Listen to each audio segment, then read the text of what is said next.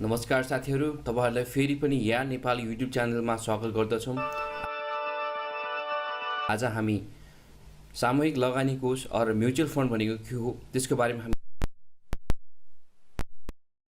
यो च्यानलमा नयाँ हुनुहुन्छ भने सब्स्क्राइब गर्नुहोला, शेयर गर्नुहोला, यो भिडियोलाई सक्दो भन्दा सक्दो धेरै साथीहरुसँग पुर्याउनु होला। यदि तपाईहरुलाई यो भिडियोमा र यो च्यानलमा रहिरहनको लागि सब्स्क्राइब गर्नुहोला र बेल आइकन पनि थिच्नुहोला। आज हामी सामूहिक लगानी कोष म्युचुअल फन्ड भनेको के हो र म्युचुअल फन्ड नेपालमा कति प्रकारको छन्, म्युचुअल फन्डले कसरी काम गर्छ र नेपालमा काम लाग्ने म्युचुअल फन्ड चाहिँ कुन हो त्यसको बारेमा हामी जानकारी तपाईहरुलाई दिँदै छौं। साधारण भाषामा म्युचुअल फन्ड भन्नाले सासाना लगानीकर्ताहरूको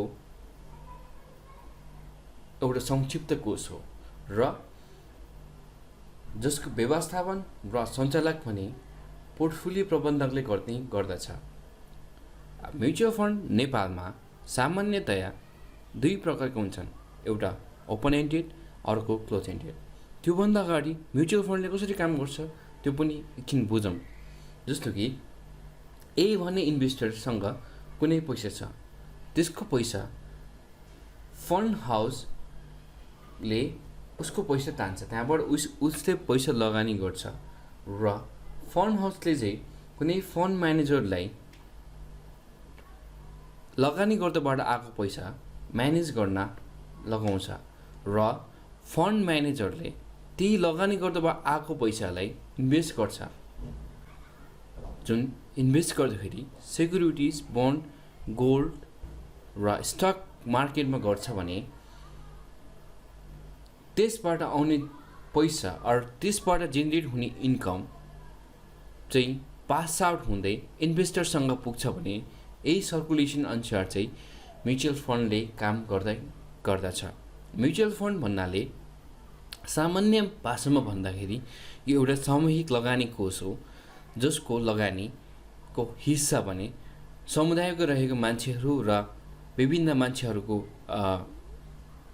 सानो ठुलो लगानीको एउटा संक्षिप्त समूह नै हो।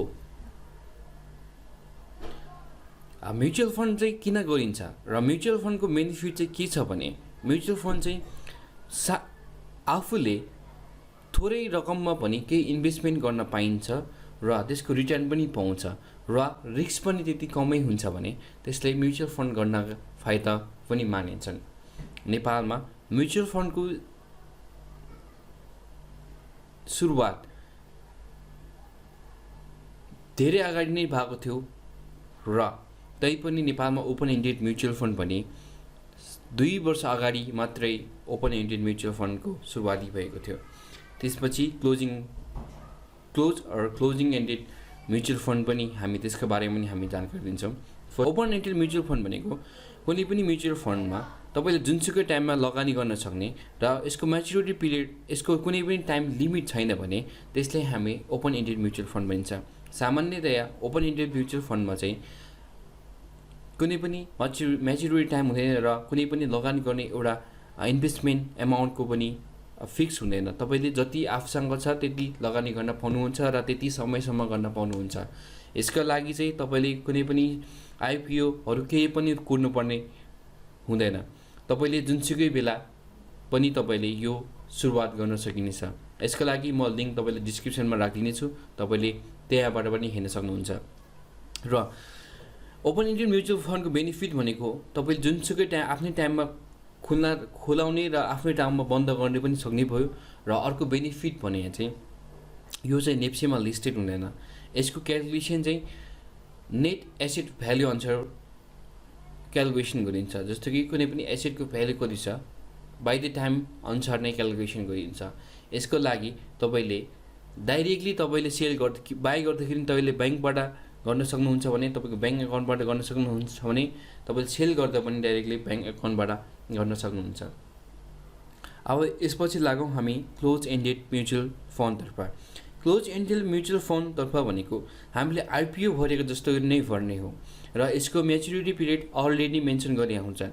यसको कुनै निश्चित समय अलरेडी तोकिसिया हुन्छन् र कुनै जुनसुकै क्यापिटलले यो यसलाई निष्कासन गरेको हो त्यसको म्याच्युरिटी पिरियड पनि हामीले अगाडि नै थाहा भइसकेको हुन्छन् र यसको चाहिँ फर्स्टमा इनिसियली चाहिँ पर किताब बाबत 10 रुपियाँको दरले 10 रुपियाँको दरले सेयर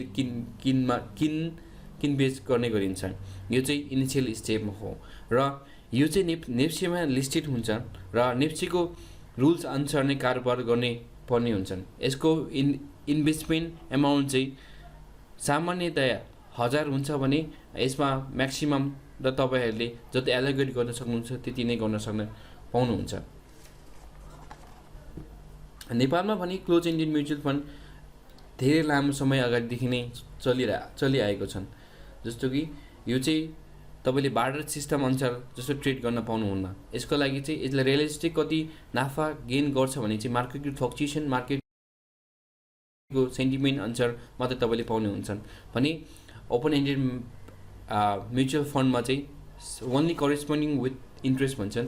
इन्ट्रेस्ट बढ्यो भने पैसा बढ्ने, इन्ट्रेस्ट घट्यो भने पैसा घट्ने हुन्छन्। जस्तो कि मैले ओपन एन्डेड म्युचुअल फन्ड नै किन भनेको भने यसले चाहिँ power of compounding, power of interest compounding भन्ने त्यसको स्ट्राटेजी, त्यसको थ्योरी, त्यसको एनालाइसिस पनि यस ओपन एन्डेड म्युचुअल फन्डमा लाग्छ। किन लाग्छ भने यसको चाहिँ जस्तो कि तपाईँले 1000 रुपियाँ लगानी गर्नु भएको छ भने मार्केटमा 20% को इन्ट्रेस्ट रेट छ भने तपाईँले त्यही अनुसारको इन्ट्रेस्टमा आउने पैसा पनि जस्तो कि 1000 मा इन्ट्रेस्ट आउँदाखेरि 200 भयो, 1200बाट नि फेरि इन्ट्रेस्ट गर्दै तपाईँले कम्पाउन्डिङको रूपमा पैसा कमाउन सक्नुहुन्छ। र क्लोज एन्डेड म्युचुअल फन्डमा चाहिँ त्यस्तो हुँदैन। त्यो चाहिँ मार्केटले जस्तो डिटर्मिन गर्छ, मार्केट यदि हाईमा छ त्यो बढ्न सक्छ, लोमा छ भने त्यो पनि घट्न सक्छ र यसको सबै प्रबन्धक आफ्नो क्यापिटलले गरिया हुन्छ। र ओपन एन्डेड म्युचुअल फन्डको प्रबन्धक भने नेपालमा जम्मा 4वटा छन्। त्योहरू मैले तल लिस्ट आउट गरिदिएको छु, तपाईँले डिस्क्रिप्सनमा हेर्न सक्नुहुनेछ र कसरी ट्रेड गर्न सकिन्छ त्यो पनि म तपाईँलाई देखाउने छु। र अर्को क्लोज एन्डेड म्युचुअल फन्ड भने चाहिँ तपाईँले आइपिओ भर्ने जस्तै मेरो सेयर मार्फत तपाईँले भर्न सक्नुहुन्छ र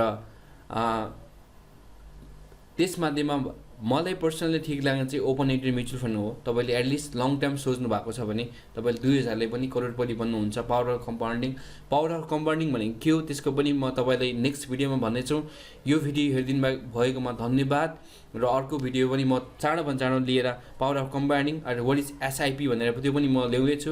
यो चाहिँ मोरओभर ओपन एन्डेड म्युचुअल फन्डतर्फ छन् र ओपन एन्डेड म्युचुअल फन्डको बारेमा पनि कुरा गर्नेछौँ।